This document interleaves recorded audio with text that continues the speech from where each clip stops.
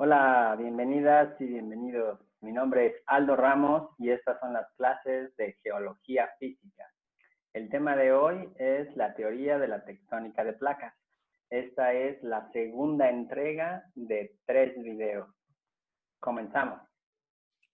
Muy bien, pues en esta segunda entrega del tema de tectónica de placas, entonces vamos a describir los principios básicos de la teoría de la tectónica de placas, a explicar cuáles son las principales etapas evolutivas de un rift, explicaremos qué es eso.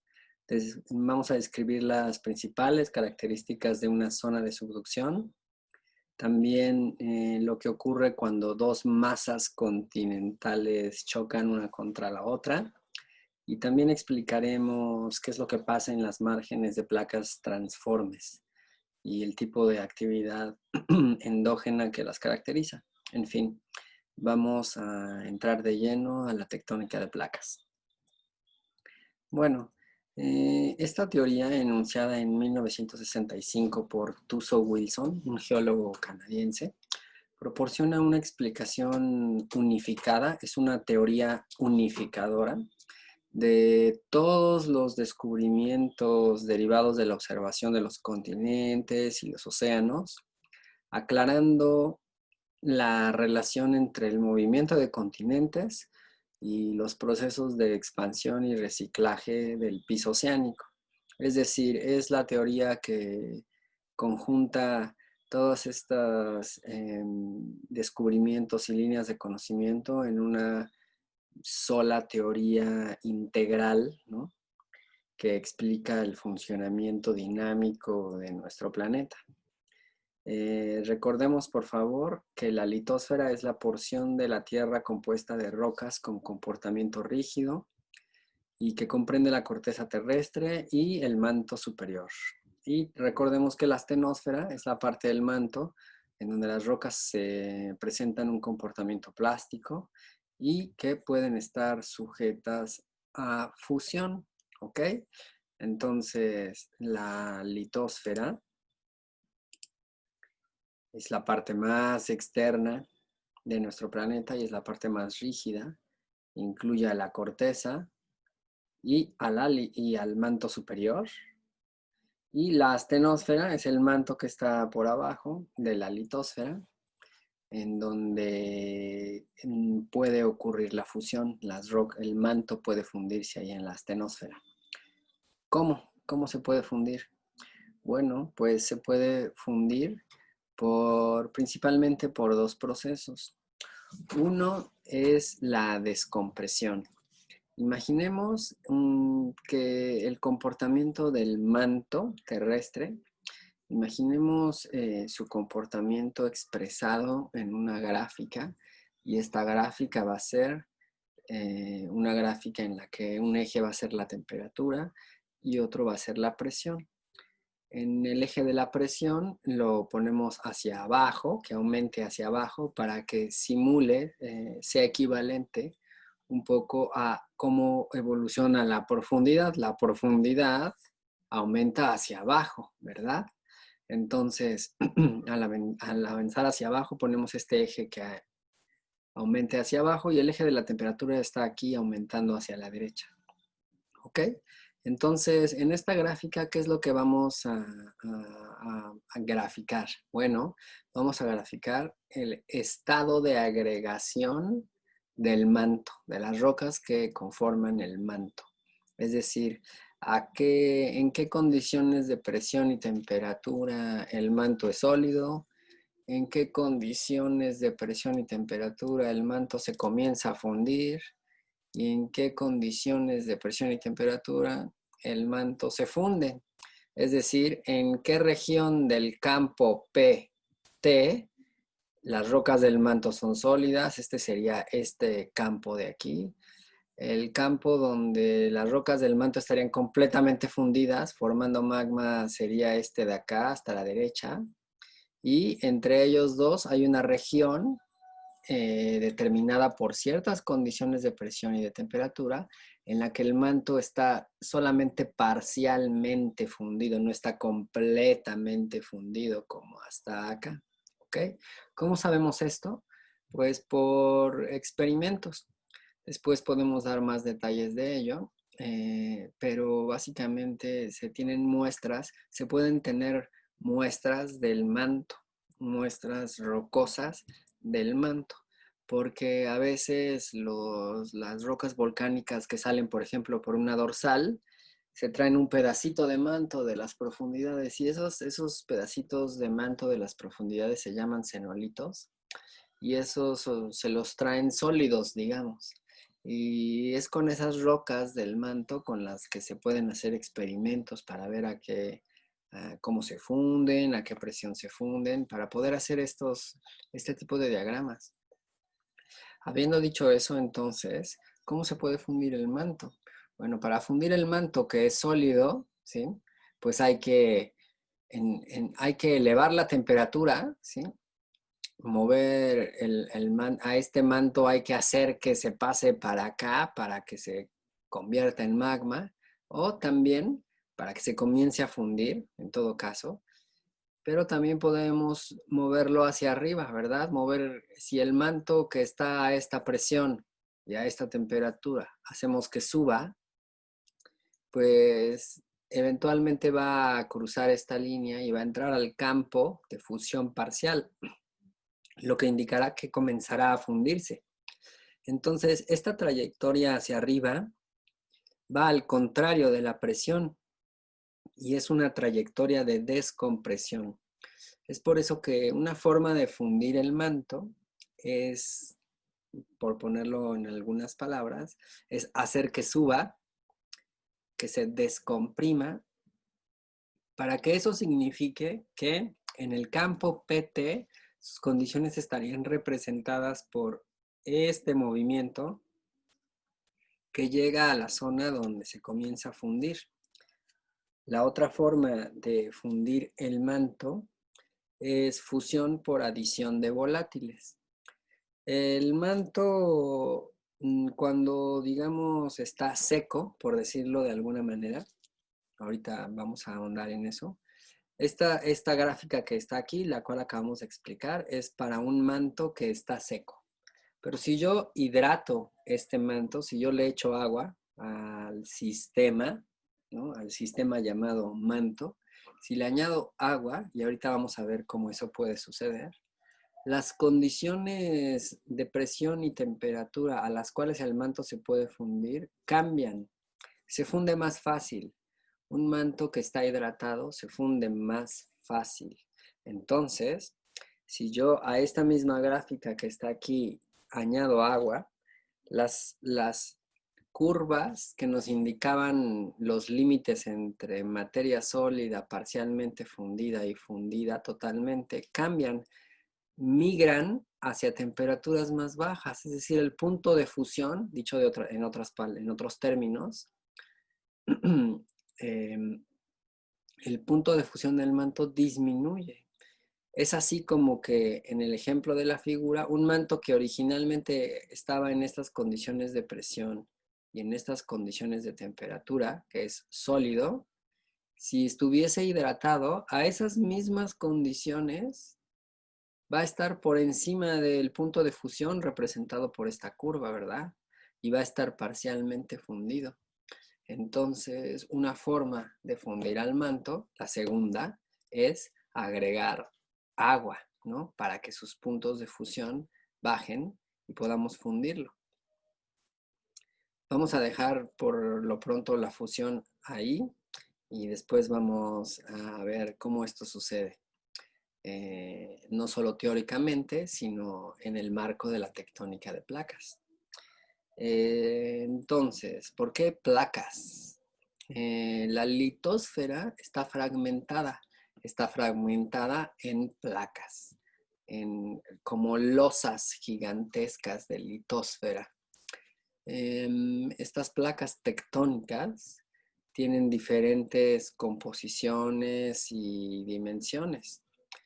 las placas se mueven una respecto a la otra en varias maneras, por efecto de la convección activa que ocurre en el manto subyacente. En la animación de aquí de nuestra presentación, se puede ver cómo el manto tiene corrientes convectivas como estas. Tiene corrientes convectivas, lo que provocan que la litosfera más rígida por encima de ese manto se vea arrastrada por esas corrientes convectivas y se mueva, también se mueve. Este motor interno, ¿verdad? Es lo que mantiene viva a esta expansión del piso oceánico que habíamos revisado en el video anterior. En el mapa de nuestra diapositiva se ve la superficie de la Tierra y se ve en diferentes colores las diferentes placas tectónicas que hay, ¿no? Las flechitas rojas indican el movimiento relativo entre ellas, es decir, estas dos flechitas aquí que se encuentran, quiere decir que estas dos placas tectónicas, esta de color café, que es la norteamericana, y esta de color amarillo, que es la placa pacífica, están chocando entre ellas, ¿ok? Fíjate cómo esas dos placas de este lado no están chocando entre ellas. Aquí, donde está la falla de San Andrés, aquí la falla de San Andrés es parte de este límite entre placas. En este límite, las placas no están chocando, no están yendo una hacia la otra, sino que se están desplazando en una forma lateral con respecto a la otra, ¿ok? Y en otra modalidad, por ejemplo aquí, tomando también a la placa pacífica, pero ahora su relación con la placa antártica, aquí se ve que las flechitas divergen. Entonces, en esta localidad, que es la dorsal del Pacífico, del este, aquí las dos placas no están ni acercándose una a la otra, ni moviéndose lateralmente una con la otra. Están alejándose una de la otra, lo cual conocemos bien porque hemos explicado la dispersión, la expansión del piso oceánico, ¿no? Y cómo se aleja de las dorsales. Entonces, pues, fíjate cómo otra cosa interesante que se ve en este mapa es, por ejemplo, ¿de qué tipo de corteza está hecha la placa pacífica? La placa del Pacífico, la placa pacífica, está hecha casi en su totalidad de corteza oceánica. A diferencia, por ejemplo, de la placa norteamericana. La placa norteamericana la placa está conformada por litosfera que es oceánica, litosfera oceánica, pero también por litosfera continental. Es decir, observa cómo la placa norteamericana contiene continentes y contiene parte de océanos y mares, ¿verdad? Es decir, la placa es heterogénea. La placa norteamericana contiene litosfera continental, así como oceánica. Y la placa pacífica es un poco más homogénea, contiene en su gran totalidad corteza oceánica, litosfera oceánica. Observemos la placa sudamericana. La placa sudamericana también digamos, es heterogénea. Tiene tanto corteza continental, aquí está todo Sudamérica, es un continente, entonces es corteza continental, pero también tiene toda esta parte de piso oceánico, ¿no? De corteza oceánica, de litosfera oceánica. Entonces, creo que el movimiento relativo entre ellas, el hecho de que hay varias y el hecho de que hay algunas más homogéneas que otras en cuanto a su contenido de litosfera oceánica o continental, es algo muy relevante y de tener en cuenta en nuestro mapa de las placas tectónicas. Donde se alejan unas de otras hay un movimiento divergente, donde se acercan es convergente y en donde se desplazan de manera lateral se le asigna, le denominaremos un movimiento transforme, ¿ok? Suena un poco raro probablemente, pero así lo vamos a decir. También si decimos desplazamiento lateral, está perfecto, pero se habla de límites convergentes, límites divergentes y límites transformes entre las placas tectónicas. Por ejemplo, ¿a qué velocidad se mueven estas placas? Bueno, es una velocidad muy lenta, que por ejemplo aquí nos ponen un promedio que va de entre 1 a 10 centímetros al año, ¿no? El movimiento de las placas, imagínate. Bueno, la interacción entre las placas provoca la actividad sísmica y volcánica a lo largo de sus márgenes. ¿Recuerdas estas primeras observaciones? Bueno, ahora ya las podemos explicar en el marco de la tectónica de placas. La localización de los sismos, de los terremotos importantes en nuestro planeta, ¿coincide con qué, chicas y chicos? Coincide con los límites entre placas, tanto convergentes como divergentes como transformes. Y ahí están toda la actividad sísmica y volcánica, no solo los sismos, sino también los volcanes, ¿sí? Están ahí en los límites entre placas. Parece, si yo me paso a la diapositiva anterior y a esta, y luego a esta, y luego a esta, parece ser que la localización de estos volcanes y de estos terremotos delinea casi perfectamente los límites entre placas. Es algo remarcable. Y ahora esto ya no es solamente una coincidencia extraña o una particularidad de nuestra corteza, sino que es algo que obedece a la estructura de la litosfera, ¿no? Partida en placas, ¿no? Hablemos de los márgenes divergentes, si me lo permiten, donde dos placas se alejan una de la otra. En una margen, ¿cómo inicia todo, ¿no? En algún momento del video anterior platiqué acerca de esto. Bueno, una margen divergente comienza a desarrollarse cuando una porción de litosfera continental empieza a romperse. Imaginemos Pangea. Imaginemos Pangea, la Pangea de Wegener, la gran Pangea de Wegener. Imaginémosla rompiéndose por primera vez, ¿no?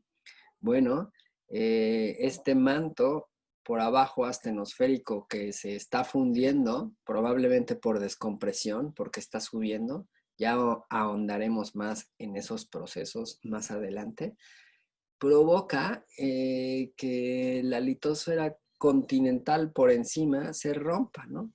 Y eso comienza una actividad sísmica, ¿verdad? Digamos, esta interacción, cómo afecta esta formación de magma que quiere romper la corteza. Pues bueno, la rompe, fíjate aquí cómo la ha roto en varias fracturas, y ese rompimiento además, como que va empujando todo hacia arriba y hacia los lados, ¿no? Va empezando un poco este movimiento divergente, haciendo a un lado esto para allá y a un lado esto para allá, porque el calor y los magmas vienen por aquí. Entonces, incita un régimen de esfuerzos divergente y también incita el rompimiento de la corteza. Ese rompimiento de la corteza provoca su adelgazamiento. Fíjate cómo la corteza tiene un espesor mayor aquí, mayor aquí, mayor aquí. Y se va haciendo chiquito, chiquito, chiquito aquí, donde llegó la afectación de estos magmas, ¿no? Y a esa depresión, a este valle que se forma aquí, estas son zonas altas, y este escalonamiento provocado por el fracturamiento y el adelgazamiento de la corteza, que se ve aquí del otro lado también, ¿no? A ese valle se le llama Valle de Rift, así se llama. De hecho, podemos ver un ejemplo actual de una zona de este tipo en la cual esta apertura ahí se detuvo y se quedó en esa etapa de rift. Por ejemplo, el rift de África del Este. donde esta zona, toda esta zona marcada con rojo, toda esta zona, toda esta zona, toda esta zona, y aquí en esta maravillosa foto, este valle de aquí, todos estos valles son zonas donde la corteza la litosfera continental se empezó a romper, pero no llegó a romperse del todo, y ahí se quedó como un vestigio de estas enormes procesos que ocurrieron en el pasado, y estas flechas de aquí indican hacia dónde se estaban moviendo los dos bloques de a un lado, ¿no? Comenzando a romperse y comenzando a dejar salir los magmas, ¿ok? Entonces, estos magmas que van saliendo forman las primeras cortezas oceánicas, ¿sí? Cuya expansión va alejando cada vez más a los continentes. Cuando la litosfera continental se rompe, el magma derivado de la fusión del manto, ¿por qué se fundió el manto? Porque iba subiendo. Y ya vimos que al subir implica esto una descompresión. Y si me voy a descomprimir, me voy a fundir parcialmente.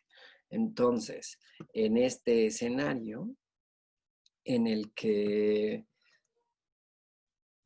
en el que hay una apertura del continente por la cual el magma quiere pasar, ¿sí? Pues el magma, el manto va ascendiendo y eventualmente se funde. Y esto empieza a formar piso oceánico. Y el rift continental evoluciona a un rift que ya comienza a ser un rift más o menos oceánico. O sea, estamos como que dividiendo entre rift continental y rift oceánico, solamente porque pues comenzó a haber la existencia de corteza oceánica. Al fin de cuentas, el rift es un valle, es un rasgo de geomorfológico, ¿sí? Que es un valle asociado a este tipo de procesos, ¿no? De nuestro planeta. Este protoocéano que se comienza a formar es una cuenca oceánica joven delimitada por márgenes continentales pasivas. Así se les llama a las orillas del rift, una margen continental pasiva. Cuando habíamos explicado margen continental pasiva, probablemente no se mencionó, pero se los menciono ahora.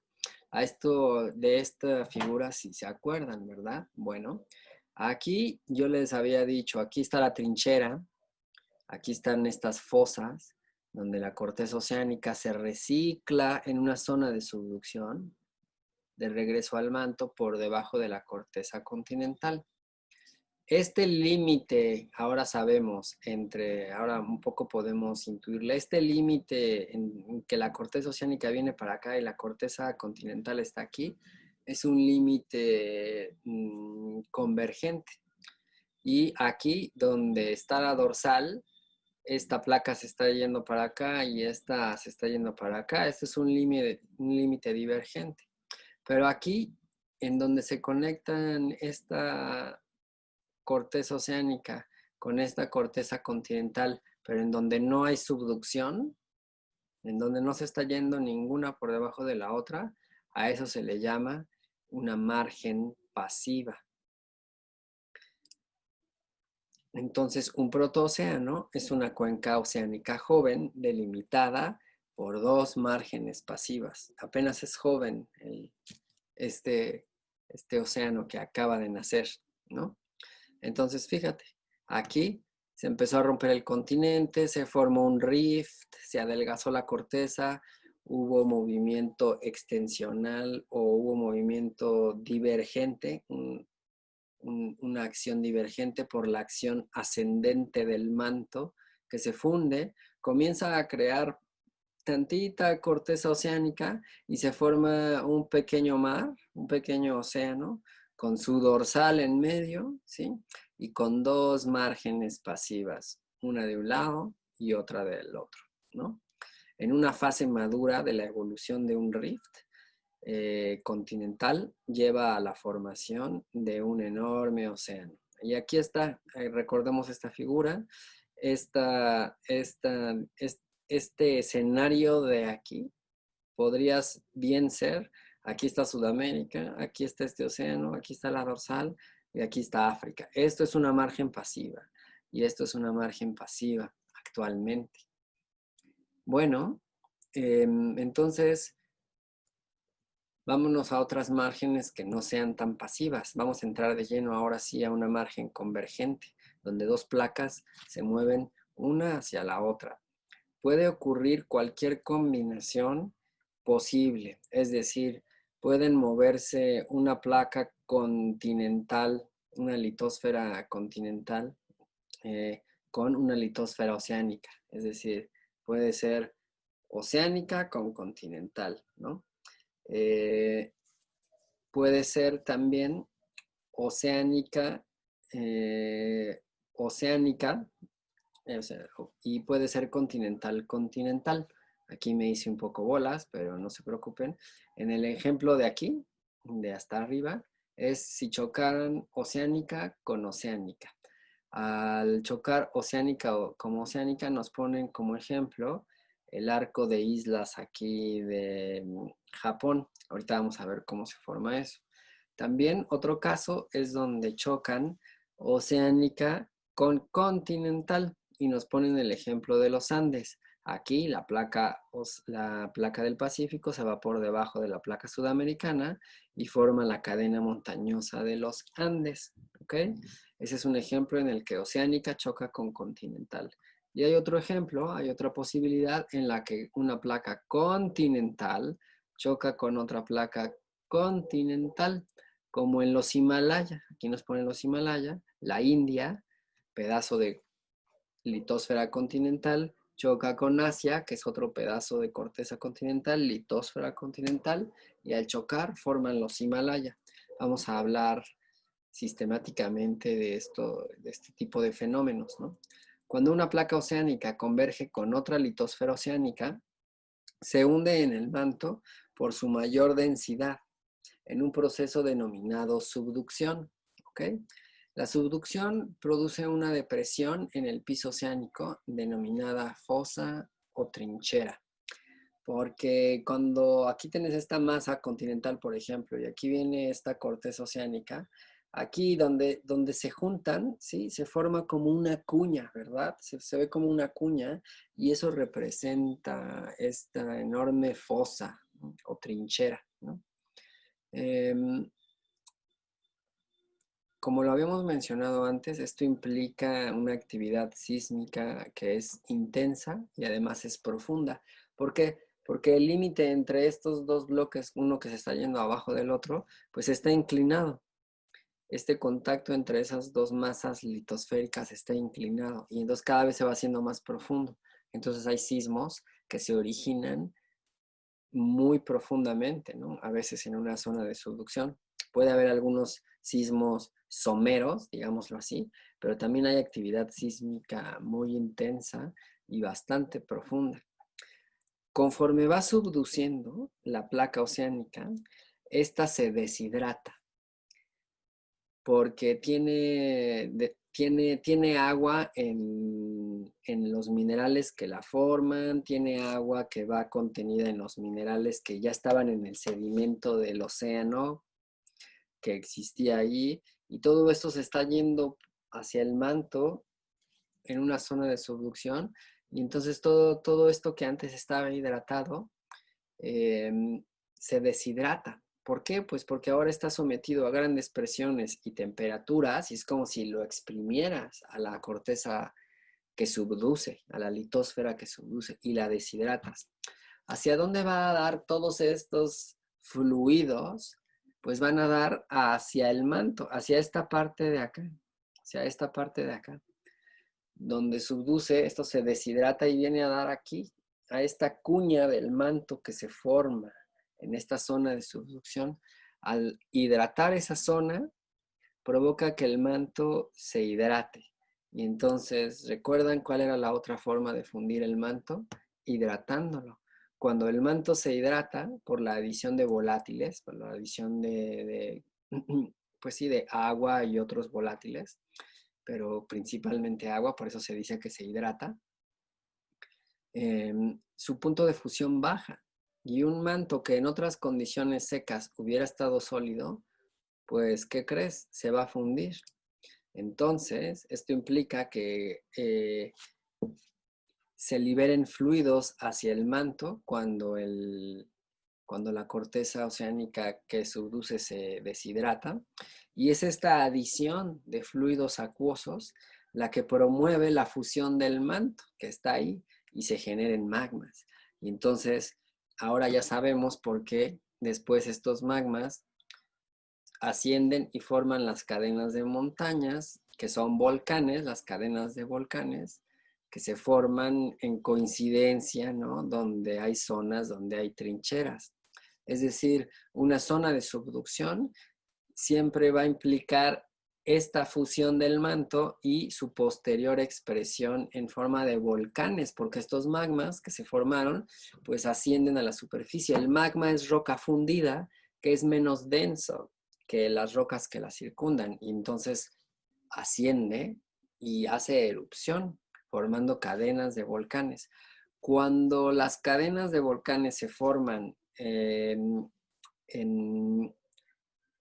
se construyen en corteza continental, ¿sí? Se llama arco volcánico continental. Fíjate cómo le dicen aquí, Continental Volcanic Arc.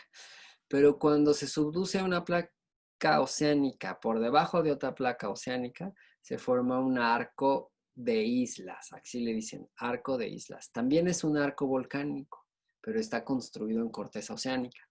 Ahora, seguro aquí te surge un problema o una duda. Usted, profe, nos dijo que la que se va para abajo es la más densa. Y sí, cuando choca oceánica con continental, la oceánica es más densa. Entonces esa se va para abajo.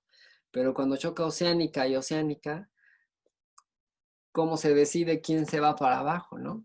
Bueno, pues ahí la que esté más densa en ese momento. Por ejemplo, la corteza más fría se encuentra más densa que una corteza más caliente. Y la corteza, ¿cómo entendemos esto? Imagínate la corteza oceánica que apenas acaba de salir de la dorsal, está fresquecita, apenas acaba de salir del horno.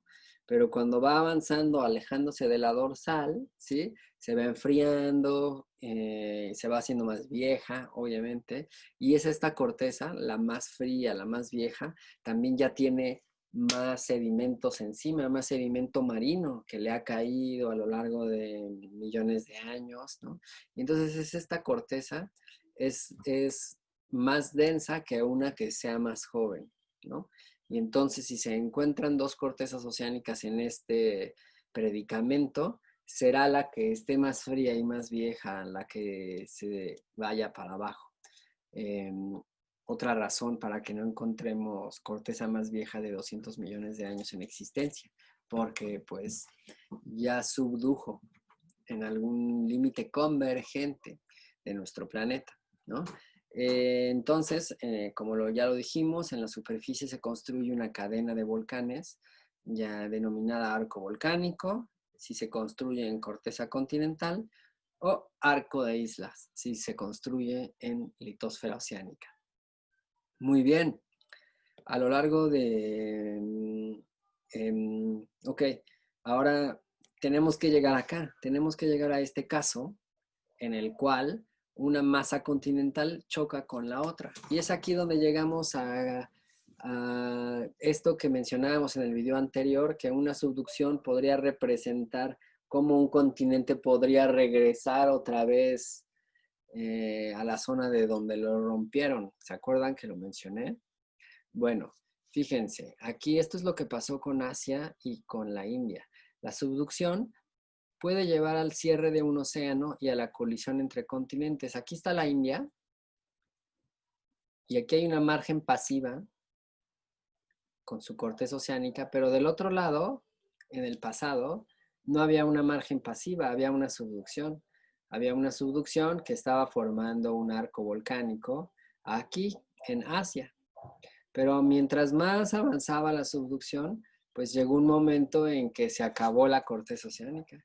Se acabó la corteza oceánica y el continente de acá, o sea, la India, se acercaba cada vez más acá a Asia, hasta que se acabó la corteza oceánica y esto provocó la colisión entre estos dos continentes, que deformaron las rocas que contiene cada uno de su lado y se formó una gran cadena montañosa llamada los Himalayas, ¿no? Donde tenemos la zona más alta, ¿no? La elevación más alta del planeta. Fíjate cómo en estas secciones que nos ponen aquí para explicarnos todas estas cosas, siempre nos ponen secciones, estas hermosas rebanadas que nos en verticales, estas rebanadas verticales que nos ayudan a ver el interior esquemáticamente, el interior de nuestro planeta. Entonces aquí se puede ver cómo aquí abajo nos dicen, mira, aquí está la subducción de antes, ¿no? Aquí está la subducción de antes, cuando todavía había corteza oceánica. Lo que pasa es que cuando llegó la corteza continental y chocó con otra corteza continental, estas tienen la misma densidad más o menos y además tienen un espesor mayor. Y es una corteza continental es casi imposible que subduzca. Si acaso subduce, solamente subduce un poquito de material, pero no todo. Más bien aquí, la densidad tan similar de los dos bloques provoca que más bien se deformen uno al otro, choquen uno y se apilen todos los pedazos ahí que se van juntando cuando estas dos masas chocan, ¿no? Entonces, fíjate aquí, 71 millones de años atrás, aquí estaba la India y estaba rotada y fue derivando, iba a la deriva, ¿no? Ahora podemos explicar la deriva continental con mucha calma.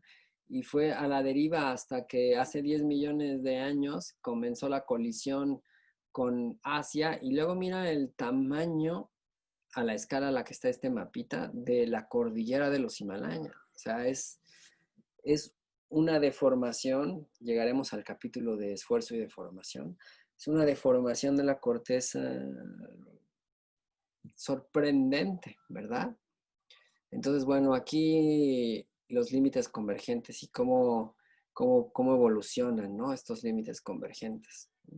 La litosfera continental no puede hundirse en el manto, por lo que la subducción termina y estos dos bloques chocan y forman estas enormes cordilleras que engrosan el espesor de la corteza y de la litosfera continental, produciendo una gigantesca cadena montañosa.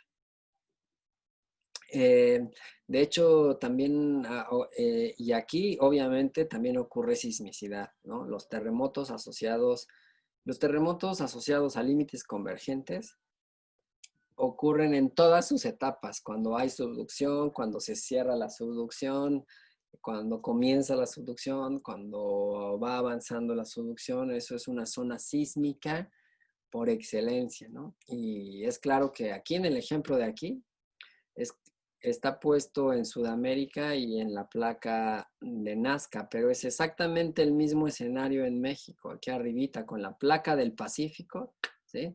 Y la placa de Cocos, la placa de Cocos en nuestro caso, y la placa de Norteamérica. Entonces, vivimos en un país activo tectónicamente, ¿cierto? Me voy a permitir poner el mapa de las placas tectónicas y para recordar en dónde es este de aquí.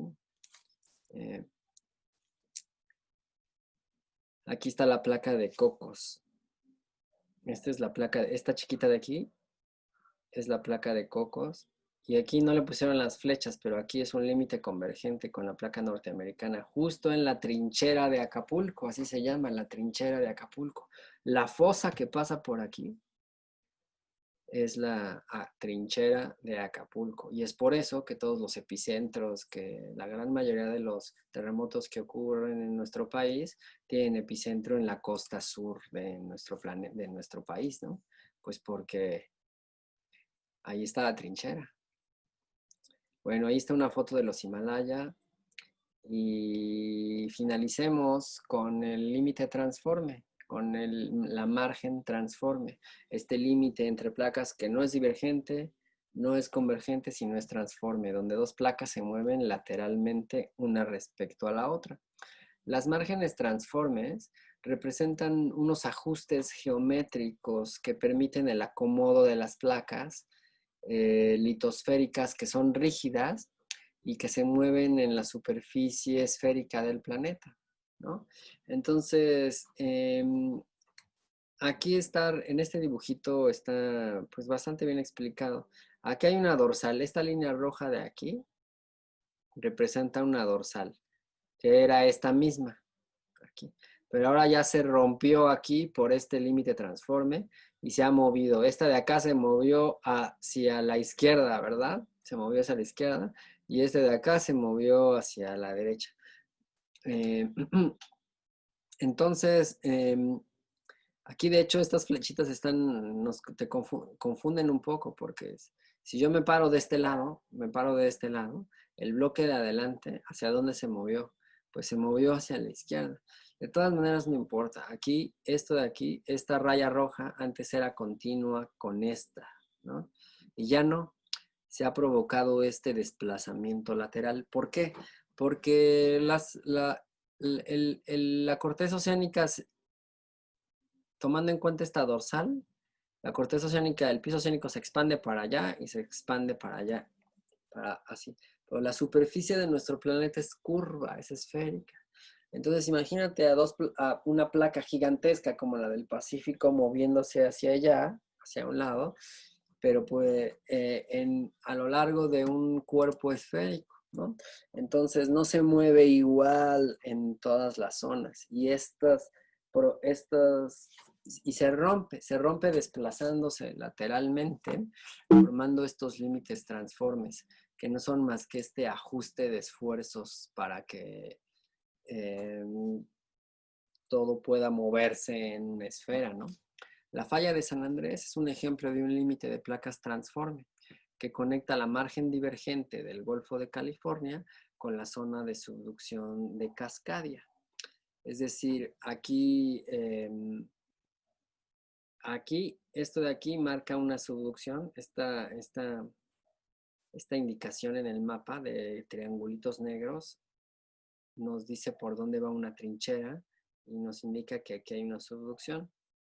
Y aquí en el Golfo de California, estas rayitas rojas nos dicen que aquí hay una dorsal, ¿no? Fíjate, aquí también hay otra dorsal. Fíjate cómo los segmentos de dorsal están desplazados por fallas transformes. Y aquí en la placa, en esta porción, también estas dos placas se están desplazando de manera lateral en un límite transforme. Entonces los límites transformes puedes ubicarlos por cualquier lado, ¿no? Entre las placas. Entonces, bueno, ahora tienes esta foto que esto es lo que se ve esto es lo que cualquier persona ve en un planeta y esto es lo que un geocientífico o geocientífica ve, ¿no? Realmente un buen de segmentos de dorsal desplazados por fallas transformes. Esta actividad sísmica a veces nos afecta de manera demasiado directa porque al lado de esta falla de San Andrés, pues viven personas, ¿no?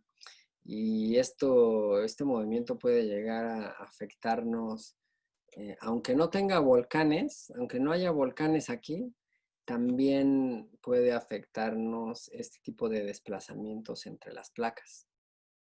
Entonces, bueno, aquí se termina la parte de los límites entre placas.